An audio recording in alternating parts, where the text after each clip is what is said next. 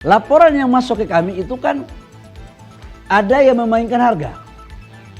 Ini jujur aja. Harganya itu kan ke rakyat itu harusnya tidak lebih dari 5.000, 6.000. Jadi menyangkut dengan LPG.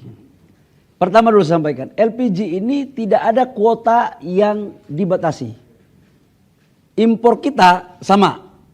Bulan lalu dan bulan sekarang atau 3-4 bulan lalu sama aja. Nggak ada. Subsidinya pun nggak ada yang dipangkas. Tetap sama. Yang hal baru itu begini ceritanya. Selama ini kan Pertamina menyuplai ke agen.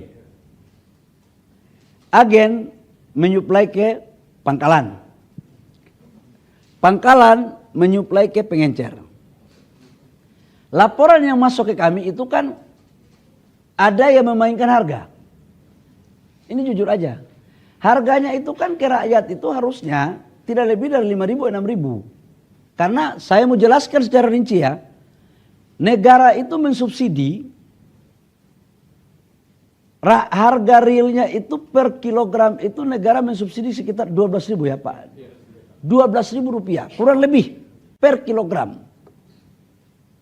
Kalau 3 kilogram satu tabung itu berarti kurang lebih sekitar 36.000 rupiah per tabung.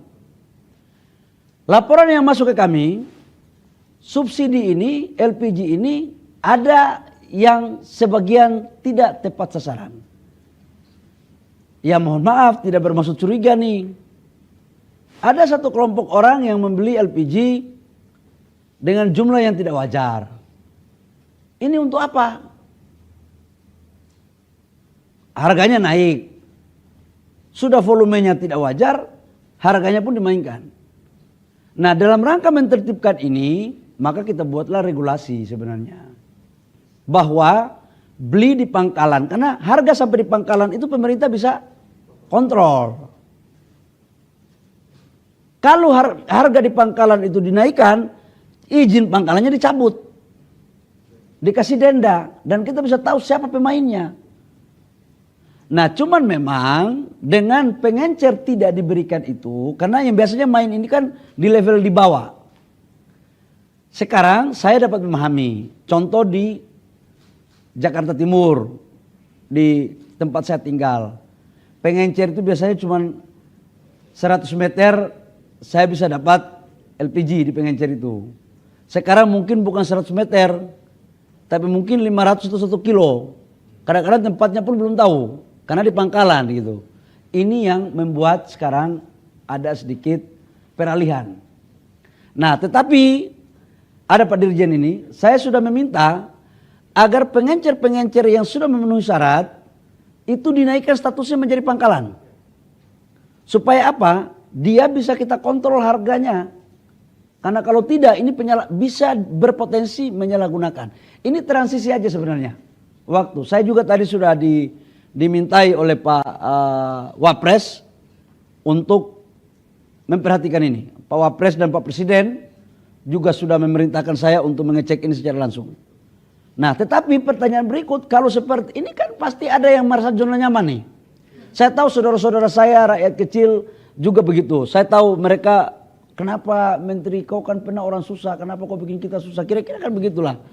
Ya, tapi Bapak Ibu semua, saudara-saudara saya dimanapun berada, mohon kasih kami waktu sedikit saja.